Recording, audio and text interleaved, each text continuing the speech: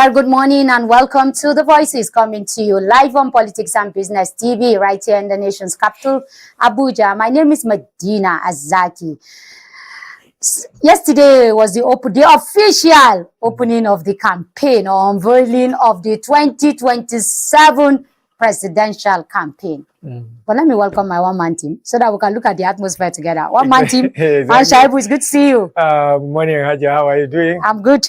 All right, I can see a lot of excitement in you. The moment you say campaign, you became all of a sudden yes, excited. Campaign period are exciting times, Yes, you know, exactly. Because there's so much fun, Yeah. even though you can't remove the crisis that usually Exactly. attached to it. Yeah. But it gives you an opportunity to make your input Exactly. as a Nigerian, as a professional, and as a media, person. Exactly. So you always tell yourself that I contributed to the discussion. Exactly. Even if your own candidate at the end of the, you know, in the media, as a media people, we don't give our platform to a particular party. Yes. Everybody is our own. The platform is open to everybody. That neutrality has to be there. There has to be there. We have to be very objective and very neutral. Yeah. It is when you go and cast your votes that you can cast to whoever. That one is between you and your God. And your God. And your candidate. Your candidate. Yes. But the atmosphere generally. Yeah. You were telling me that even the newspapers, you people did the newspaper review surprisingly. today, and the newspaper didn't even pick it. Exactly. Surprisingly, or even across the town, you cannot see this kind of excitement, this kind of euphoria within the communities. It's always quiet. It's almost quiet. Too quiet for my liking, because actually. People are just so hopeless about the situation. Maybe it may also have to do with the economic situation. That's the economic situation, right? Yeah, that is it. People are just struggling. And then again, even the papers, no single paper. I make newspaper review this morning. No single paper carried that as a headline. Even as a sub-rider, no single paper carried the campaign issue that it has been, the campaign has been declared supposed to start on 19th, I think. 19th, they said it. So you can see the Nigerians are fed up, Nigerians are hungry and angry as well. That's why you don't see the excitement in the face of the people. You don't see the excitement in the communities. Even billboard. I was thinking by now I would begin to see a lot of billboards showing the faces of the candidates.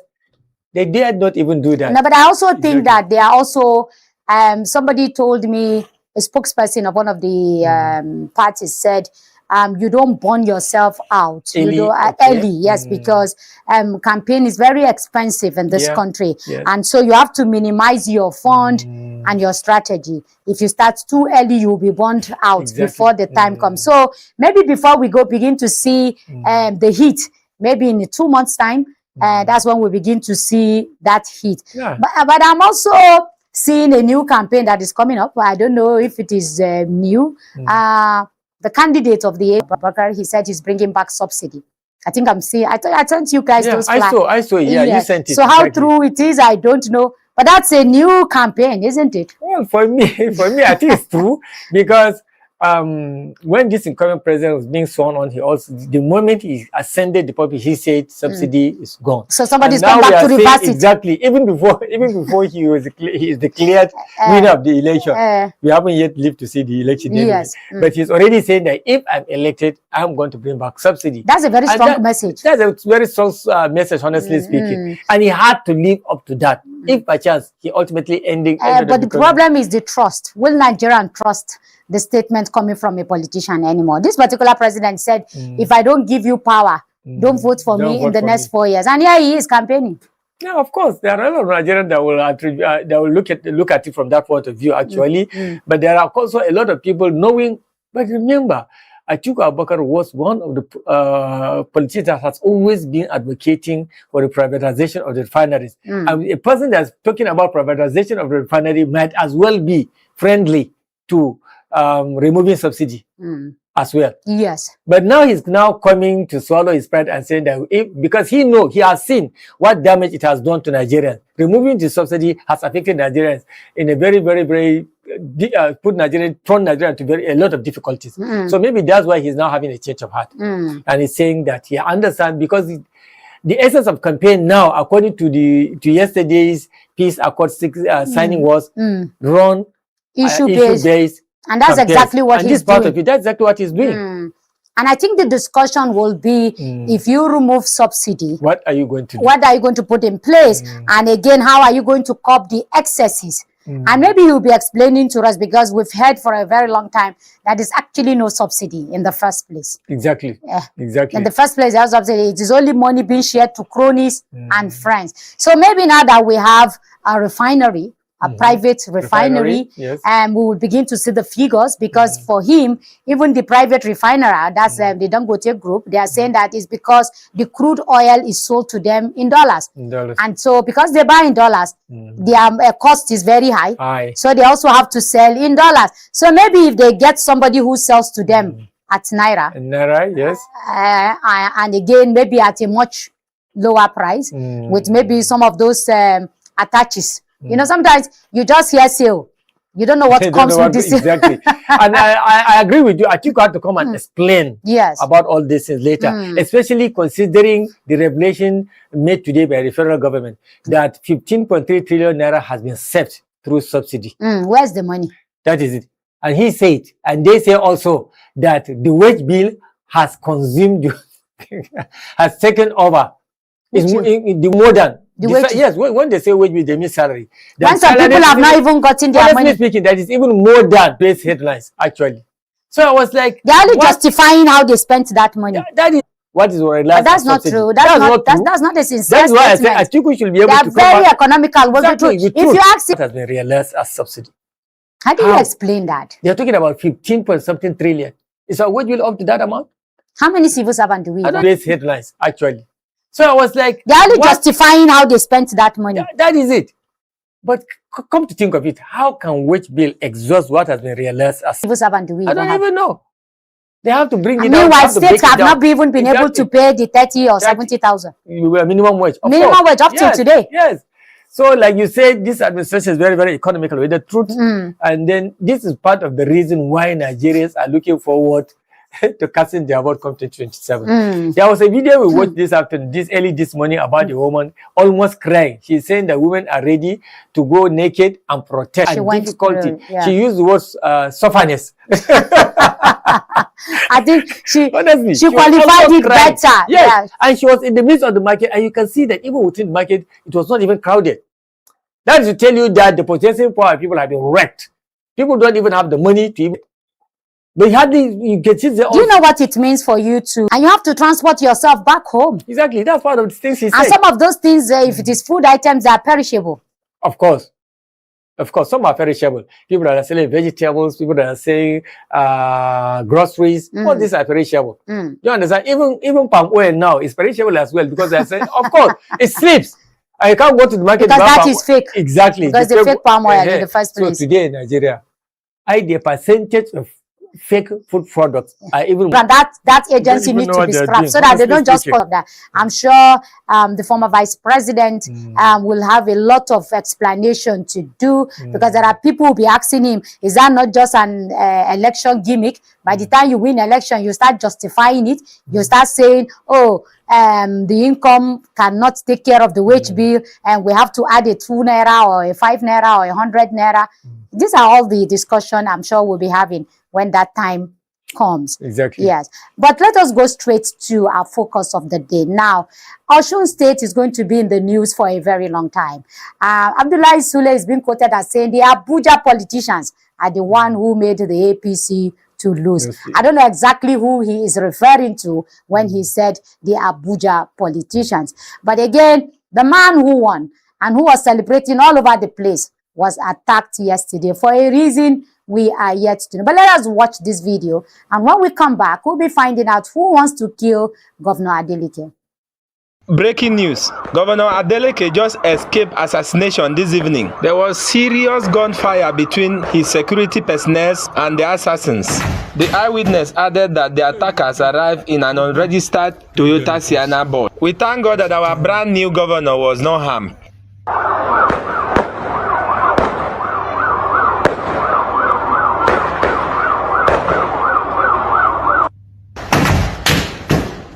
Hey, Mogbil, don't dare my fans. It's done.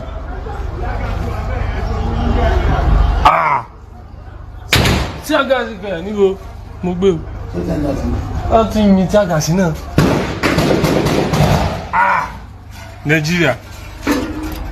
So, báyìí láti mọ gbé life báyìí.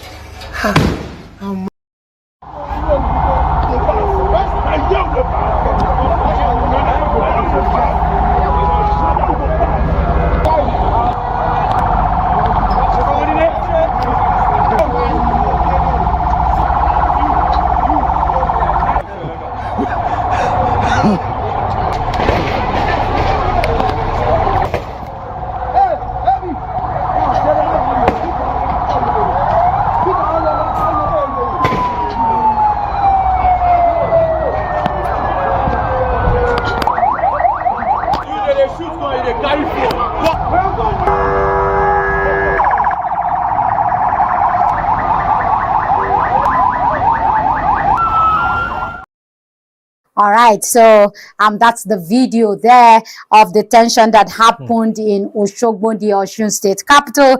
Yesterday we did hear that, you know, according to report, that hoodlums opened fire on the convoy of the governor when he went, you know, to pay visit to the Ataoja of Oshogbo, where he presented his certificate of return. Now, can a governor be attacked by hoodlums? Who gave hoodlums that boldness?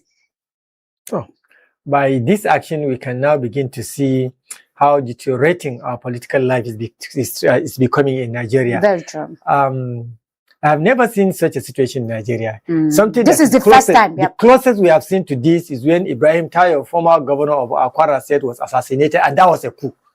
It's different from this one. Many years. In the 80s? In 1975, he was assassinated along with Murtala Mohammed. The same day Murtala Before we were born. Exactly.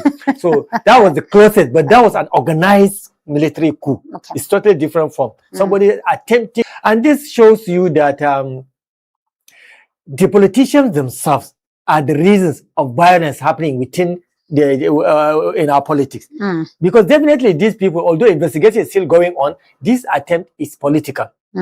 It's definitely political. It cannot be described anyhow.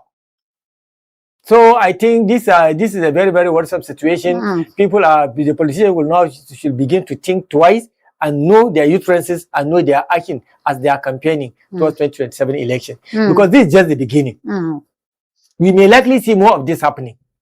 Yes, you raised the issue, how deteriorating it has become, how worrisome it has become. Before even the election, the governor lost about 26 of his loyalists. And we heard people openly saying, if you see the supporters of Accord Party, kill them. A senator of the Federal Republic of Nigeria was quoted as saying that, allegedly, even though he denied it and said it was taken out of context. We saw somebody else, another thug lady, that was the video that was going around. I'm saying anybody who votes for the APC, his fingers should be chopped up. So Ashu provided a mixture of template of how emboldened you know, hoodlums have become, how desperate some politicians have become, and how the political situation is getting out of hand. This is just one state, a state that is very quiet, a civil servant, you know, state that went and did all their best to bring the governor to back, you know, for a second time. And here some people wants to kill him. Yeah, I think it's... Who do you think is banned? Is it the same politician who, in the first place, said kill any of their supporters? Are they the same people? Well, it is too early to begin to point our fingers because it's not an allegation, it's practical, it is seen. But for us to begin to identify people that are responsible, I think it's too early to begin to do this, because right now, investigation is going on. Even the police that have the security of the governor, they were able to repel the attack, and the police have not stated who is actually responsible or who they are suspecting. They said investigation is going on. But ordinarily, you will expect that this is actually political. And then you begin to think, now, if by chance the governor is killed, who stand to gain? Who stand to gain? The person that was stand to gain, actually, I'm not saying that person is responsible. But the person knows himself. Exactly. So that will establish a motive. That will establish a motive. Is it that people will not take defeat anymore? Is that what we are beginning to see? That's what it implies. That's what it implies. Or by hook or by crook, through whatever major, they must. But let us look at it politically speaking. God forbid, if the governor is assassinated today, is it not his deputy that will take over? The runner-up. Okay. It's the runner-up. Just take the example of what happened in Kogi. Yes. How Governor Adeleke became governor. After Audu died. the bulldozer. The bulldozer died. So that's what translates. If an election has taken place and a winner is declared, and then all of a sudden before he was sworn in, then something happens to him, whether he died or he's assassinated, automatically it will create room for the second runner-up to now become even the when they swore them in. I think it's before they sworn. Okay, but once they swear them in, the I think once they sworn, yes, the deputy governor that will now accept. So the motive is get him out before the swearing in. Exactly. I don't know. I Yes, don't know now- the street you are trying to push me into. Yeah, no, but that explains it. That explains it. Exactly, that Yes, explains it. yes. Somebody, you have to, when something like that happens, you begin to say, okay, who now will gain? If this So all fingers are pointing to the runner-up. Exactly. Who is likely to succeed? Who has the greatest motive for this assassination? You begin to ask all these questions. So we're now saying that practically the only group of people that can benefit is group A, B, C. CD. That is what we are saying. Because definitely if this had succeeded, after all the mourning, after all the hues and cries, ultimately a state has to be run by somebody. Then who will now, according to the constitution, who will now ascend the throne? Because when you look at the convoy of a governor, it is fully packed. It's fully packed. So then you ask yourself, what kind of hoodlums are this one that have the audacity? These ones are not just ordinary hoodlums. They are not ordinary. And remember, they come with only one truck, one vehicle. Yes. Not two or three. And the shooting lasted between 12 to 15 minutes. That's long enough. That's long enough. And to get anything done. That's long enough, actually. If it had taken up to 15 minutes, that means they are actually determined. Yes. They are actually determined to succeed. And they got information that the governor is visiting the traditional ruler. Exactly. Yes, Exactly. and they attacked him at that particular, after he left the place. After he left the palace, Yes, Ataoja. Oshogbo. Yes. Then few minutes later, they now launched the attack. So they got the information. And that is a very, very wrong place for them to have attacked. You know, when people Very have, close to the palace. that's what I'm telling you, Yes. that people have become so emboldened. desperate. So they don't care. So you kill a governor right in the middle of people, Exactly. and you Right in think the middle. state And in will the just street. go quiet? It can't. It can't. That just shows the level of desperation on the part of our politicians. We will be seeing more of this. I'm not hoping, I'm not predicting, but I believe we'll be seeing more of this in the next general election, particularly when it comes to the election of the presidency, particularly as regards presidential election. And then, unfortunately, I think the presidential election is taking place in the same day with that of the governors. No, and no, National no, Assembly. with the National Assembly. The governors is 2 weeks after. Okay, Yes. okay, okay. And many said the gubernatorial election will go smoothly with violence, but not high amount of level of violence. But in the presidential election, that one is going to be really, really. I don't see the presidential election having violence like the state governor's election, because and now it is 50,000 naira. 50,000. It is not 5,000 And anymore. even the 50,000 people will sell it. You give them the money and they will say not. Yes, and Can't some afford. people will be getting 100,000. So I can imagine the people who paid 50,000, 100,000 are the ones that are angry now, because so much billions Have gone underwater. have gone under the water, and they need to recoup that Exactly. investment, you know, back. So we But are- again, what does that? The president of the Federal Republic of Nigeria should be You have to be very careful yes. how he moves. who won, who even thanked you, and now his life is at risk, That's right. because that governor now will have to be doing double proof or triple proof Honestly, for him to be able to move honestly, you have around. to be very careful yes. how he moves. Yeah. He has to be very careful. And some people are even saying that he might not end up even staying in that state as he used to stay. Honestly, if Yes. I were to be Adeleke, by now I'll be thinking of how am I going to run my state in these 4 years. I'll adopt the style and policy of northern governors who are always in Abuja. He will not come to Abuja. He can just go to But America. there are State. governors that are always in Abuja. Yeah, of course. Governors whose attempts have not been even made on their lives. But you're talking about somebody who happens to be the only governor of a particular opposition party. Few days after he was declared winner of an election, then there is now attempt. To Just take 3 his days. life. Just 3 days. There is now an attempt to assassinate him. So he has every reason. to move back to Abuja, or maybe on weekly basis, go back to Okshobo, do the business of the state, maybe on Monday. Is he safe in Abuja? Will he be safe in Abuja? They are always safe. Those boys are always safe in Abuja. Okay. Those big boys are always safe in Abuja. Or he can choose somewhere else to go. Somewhere else, like. He can choose anywhere to go. Okay, well, yes. Safety first. But honestly, his life is at stake now. Yes, it's at stake. And I don't know when the swearing in will be. Is it next month or in 2 months' time? Probably in 2 months' time. And so I hope this incident will not, repeat itself again. But let us look at the security agencies themselves. If this is the scenario, yes, that we are going to be saying, how traditional political talks that are all ready. So they are going to unleash mayhem. So how prepared will the security agencies be? Because this is another new scenario that has come to face them. Especially in the North, honestly speaking, I see a situation whereby, truly speaking, some of these bandits may be employed to further some politicians' political ambition. Definitely. Because those people are already, we are seeing less and less of these political talks, actually. Like I told you, many of them have been incorporated what we call Calvis, and they have changed their lifestyle. That is it, that borrowed sense.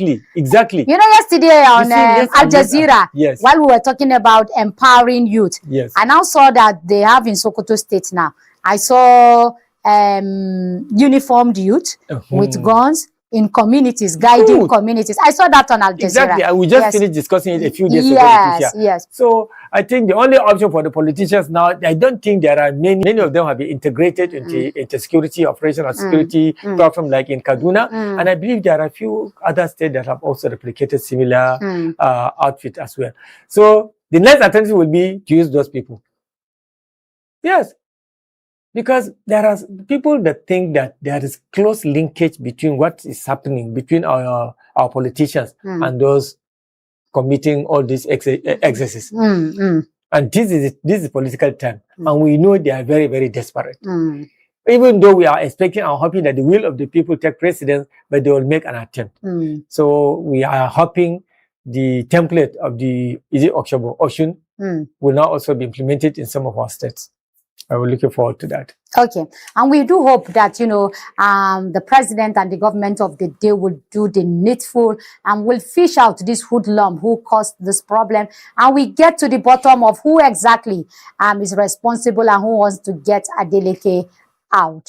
I hope that will be done as fast as possible so that Nigerians will not begin to see this government as bringing another new template of violence into election. We'll take a short break, and when we come back, we'll be looking at the International Humanitarian Day, the people who are always there, saving lives, supporting lives, helping lives. We'll be asking, why is it that the crises have refused, to stop? The humanitarians themselves are stretched out across the globe. But when we come back after the break, we'll be talking to an expert, to give us more into the humanitarian day and, of course, their job. After the break, stay with us. So I'm Baroness Verma. I'm a member of the House of Lords in the United Kingdom, a former Minister for Energy and Climate Change, and a former Minister for Development. To all the listeners of PMB Television, it is wonderful to be able to reach out to you, to all of you viewers. Please listen and learn and take away lessons that will enhance your country, but wider the globe.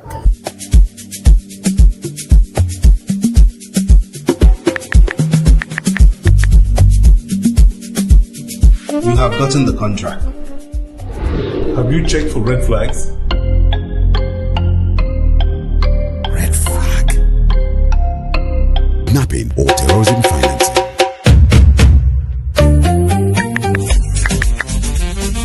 Red flags? We have filed our annual returns with the CAC. Ensure your company remains active. File your annual returns every year. Corporate Affairs Commission, keeping your business safe and compliant. Tired of the snow? Tired of the bad TV? 388-7277. Free TV, digital TV for free. Brought to you by NBC.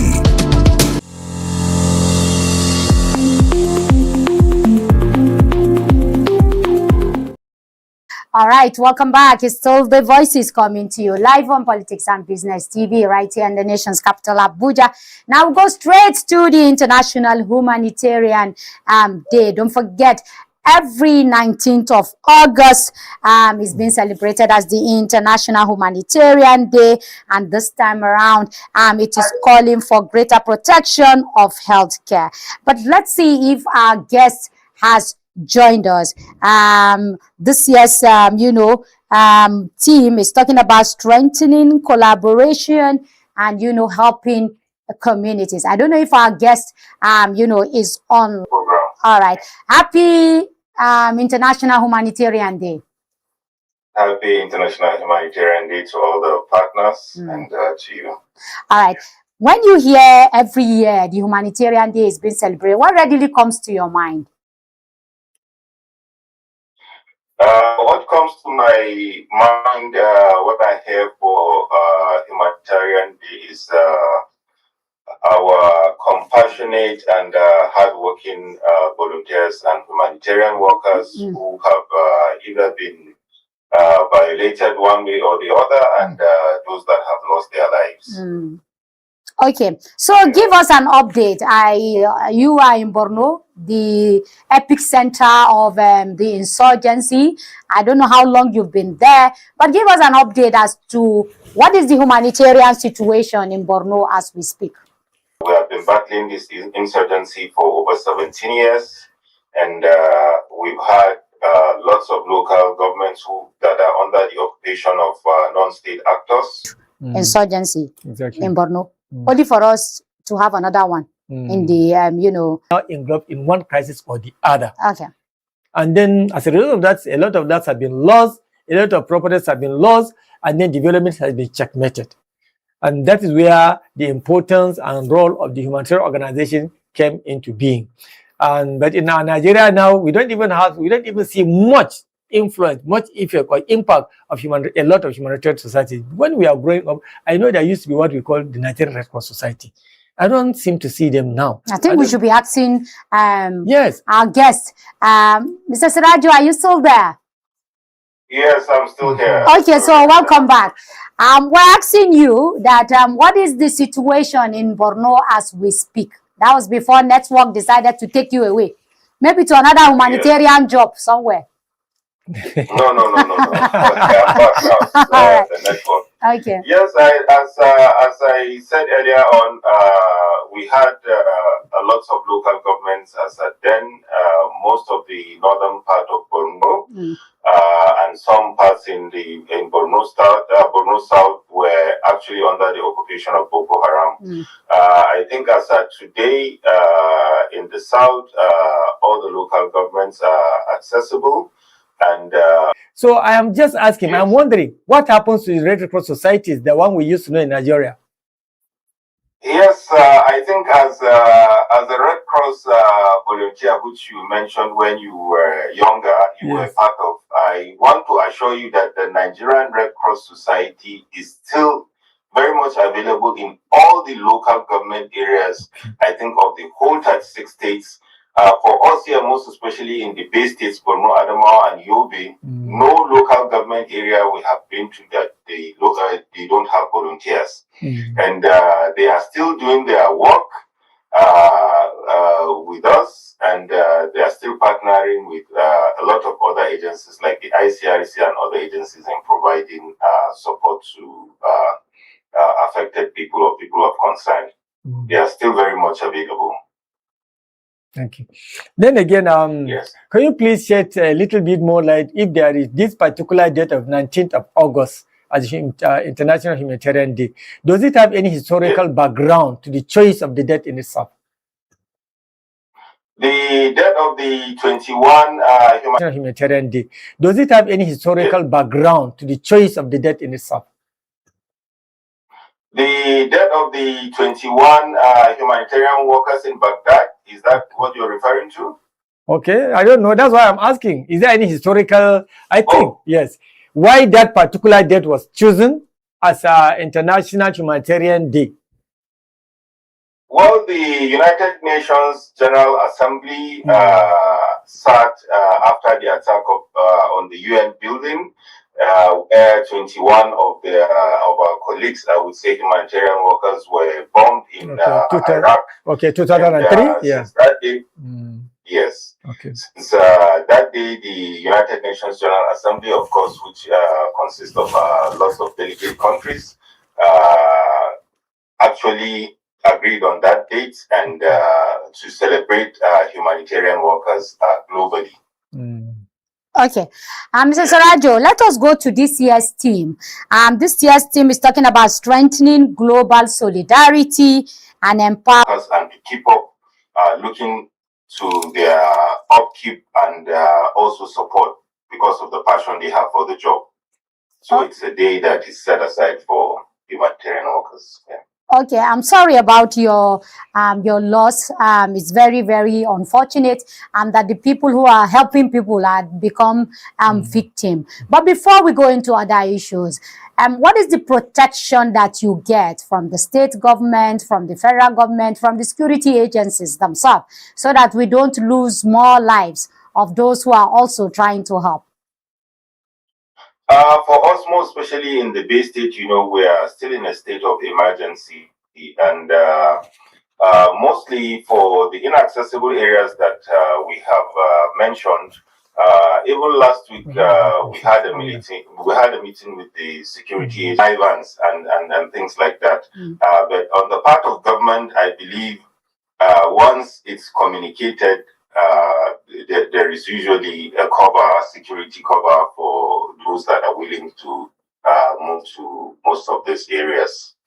You talked about individual, aid agencies writing. Why are you people not having a unified front? For instance, you want to visit a community, all of you come together, to go to that community and do the needful. Why is there no a unified front when it comes to these aid agencies?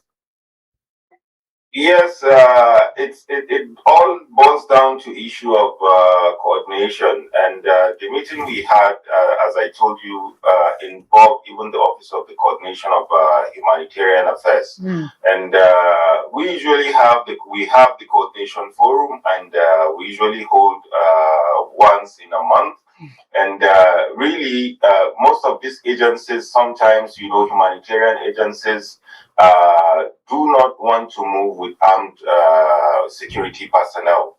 And because of, that reason, we keep having these issues. But the securities, as I said, have been hampering on and encouraging, humanitarian actors to come together whenever there's the need. They should not move individually. So far we are working on steps. I think there are some suggestions that have been given so that we would have a unified approach towards having access to communities, affected by insurgency and other related disasters. Okay, as we speak, how many local governments are accessible in Borno State?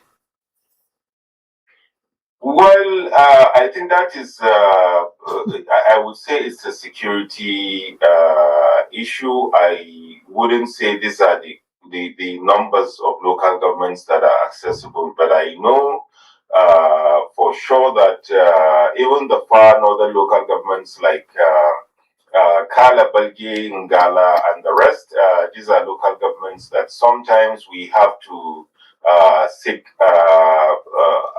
assistance from the on-house United Nations Humanitarian Air Service to go by chopper because of the issues of the IEDs that I mentioned and other attacks that are on the way. Okay. But most, yes. But because I know that even my own local government is not accessible. That is Domboa local government. So I was thinking you mentioned that too. Yes. Actually, from Maiduguri, Damboa is not accessible. Mostly we have to go back from Askira Chibok before we get to Damboa. Okay. I'll allow my colleague to come in at this point. Well, I just want to find out about your relationship within the communities of your operation. Do you normally find synergy and collaboration and assistance from the well-to-do and from youth association towards the realization of your mandate? Really, that is an issue that we have. I think, in those days we had a much better support. I would recall some years back, 5, 6, 7 years back, because of the good work that is being done. You find even companies providing resources. They mobilize resources for humanitarian work, and some even provide materials.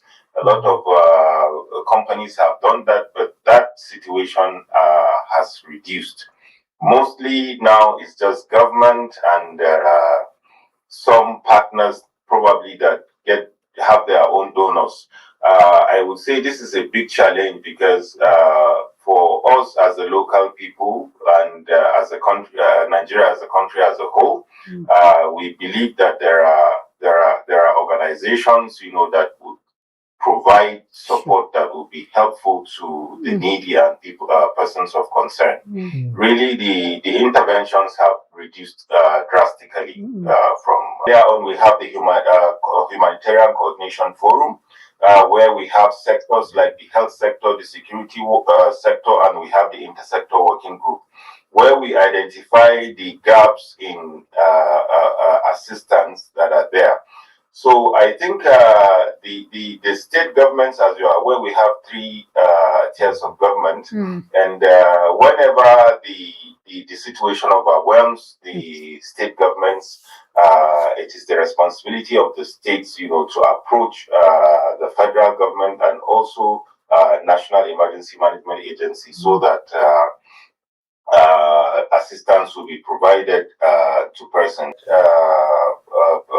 Limits that we might want, but I believe the present DG Zubaida Umar advocating for resource mobilization, where we have a lot of Nigerian companies. I wouldn't want to mention names here, but we have a lot of indigenous companies that have provided support in billions of naira, to support intervention to persons of concern. However, locally and probably at the state level, still even at the national level, I think a lot needs to be done, because we need to create the awareness, but most importantly, I believe is the accountability that matters.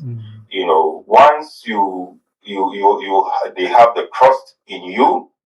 We've done it before. Once the trust is there, I believe with improved advocacy, a lot of resources might be available at the disposal of NGOs and government humanitarian agencies to support those that are people of concern.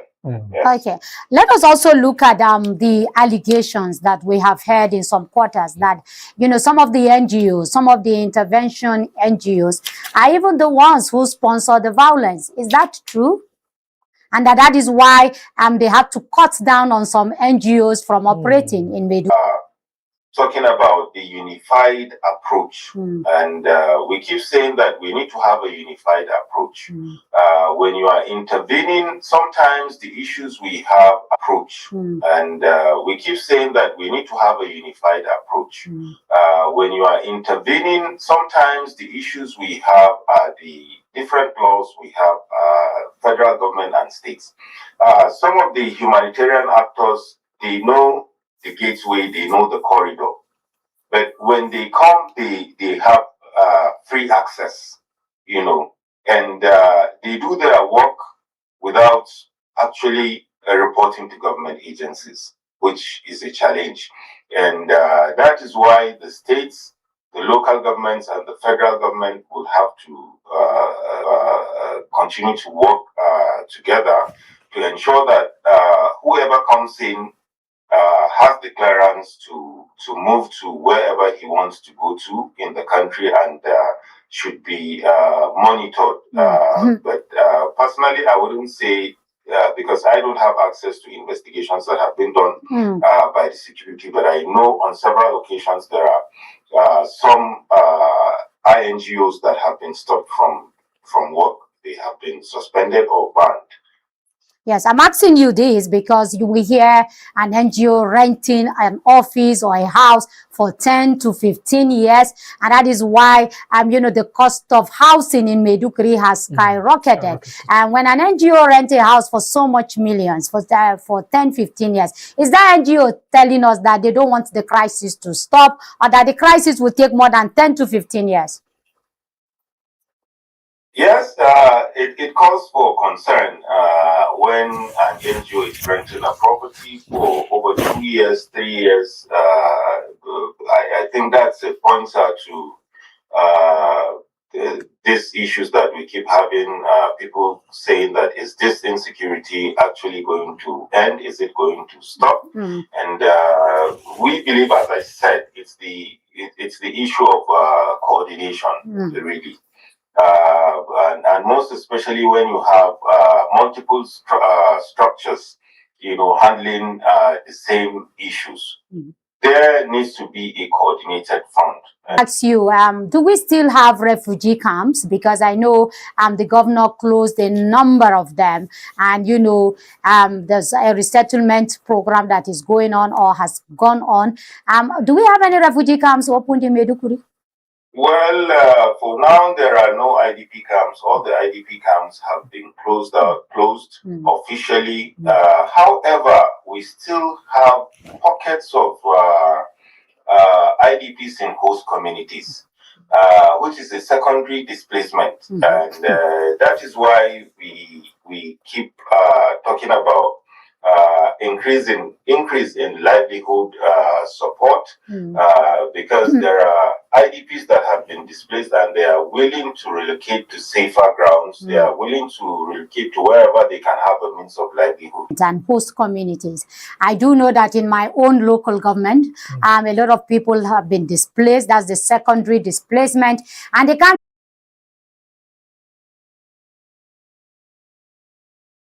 You rightly mentioned that we are. Damboa is also one of the local government that is not accessible. So for those people who are facing secondary displacement, what exactly is the plan of NEMA and the government to help them out? Because 5 kilometers out of the local government, they can't go to farm.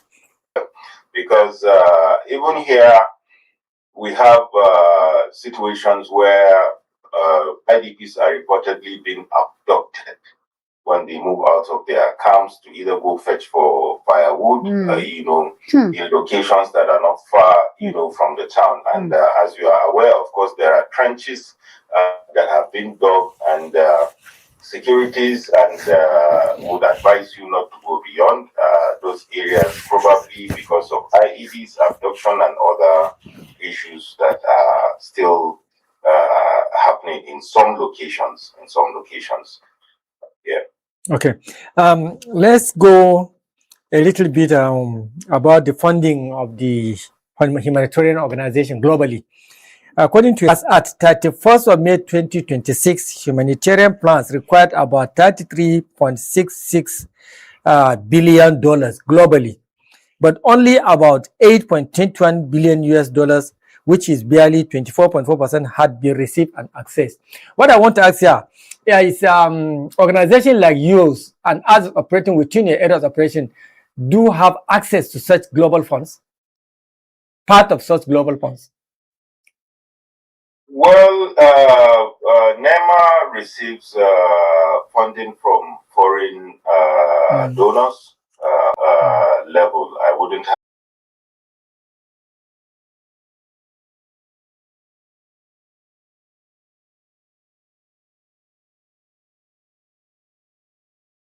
the federal government. Yes. Okay. Is NEMA becoming creative, especially when it comes to, having solar power? I've lost a number of relatives whose their crime is to leave organizations that will provide solution when it comes to cooking. Either solar powered stove or gas cooking cylinders that will be affordable or even given free of charge, to these displaced people. Well, NEMA has provided full efficient stoves to IDPs on several occasions, and And we have also partnered with, there was a body that came and provided gas cylinders, to some of these IDPs. But the issue is the number or the quantity that is being given out. As you are aware, this insurgency has, in the Bay States alone, we're talking about affecting over 5 million people, with over 2 million displaced, even though the number has gone down as we're talking. So when you look at the number of people affected just in 3 states of the Northeast, there is need, as my speaker has mentioned, there is need for an improved move to amplify and request for resource mobilization. That is the only way we would be able. The crisis from the insurgency, is it the climate change, or is it even the communal conflict? Which one is becoming more challenging? Sorry, that is associated with your movement, because you also have to be safe to in order to be able to provide assistance, to somebody that is in need. So I would say it's the insurgency. Okay. Because even though we are having improved climate-related issues, you could. There are equipments now, like for agencies like NIMET and NISA, that you'll be able to warn communities that are at risk real time. So I believe it's much easier, and with actually commitment from communities and people, some of these climate-related issues can be reversed somehow. Yeah. Okay, I want to go back to the question Malam Ibrahim raised earlier, talking about, shrinking of international funding. And then you also talked about improved revenue mobilization. Do we have to go back to the... But as you said, with regards to the funding, yeah, there might be a need for additional funding if it is available. And I believe that the National Assembly has the powers to do that. If it can be improved, of course, it will go a long way in providing support to our people. Okay. Yes, Malam Ibrahim. I don't have any further questions. All right. So, yes, Mr. Sarajo, can you hear me? Oh, okay. The question is me. Okay, I thought you were referring to... No, I'm referring to you. Why conflicts are still persist? Yes, increasing. Yes. We have 5 million. We have 5 million displaced in just northeast part of the country. 5 million. We don't even know how many millions in the northwest part of the country. Not to talk of the north central and another part of the country. And then here we are in the continent of Africa having more people displaced, sometimes for a very small issue. Well, this is a difficult one. I believe that generally, as humanity, we don't know the reason why this differences are there, why we keep having communal clashes, why we keep having this insecurity in the whole country as a whole. And I believe there are lots of researches that have been done probably in places like NIMS, and also the securities that have more information about the issues we're having now. But in my own opinion,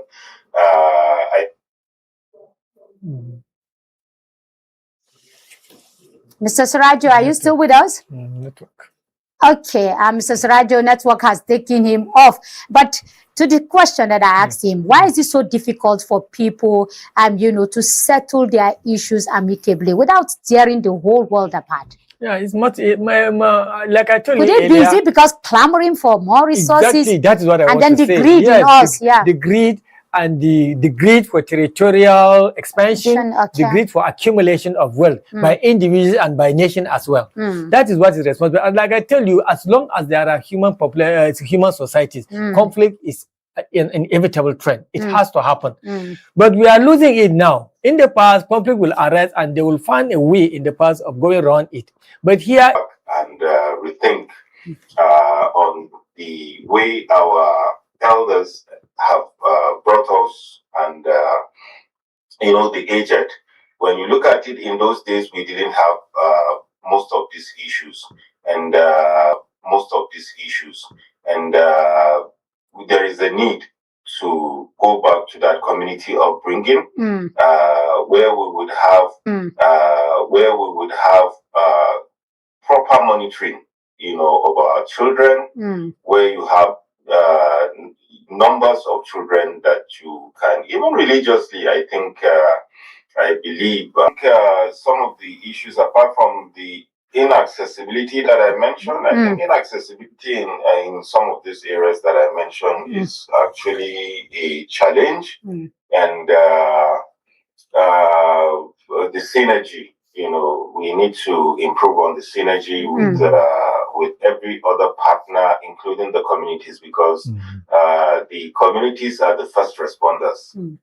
So the capacity of those communities, the more we come together for all humanitarian partners and see that definitely somebody would have to respond before you come in, and to build our local capacities, the local capacity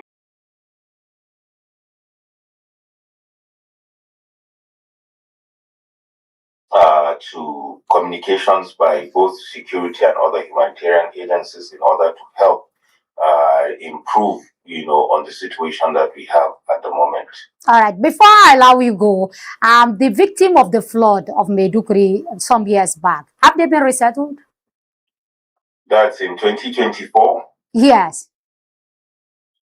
I'm opportune to be a member of that committee, and what the state government did was to open a basket,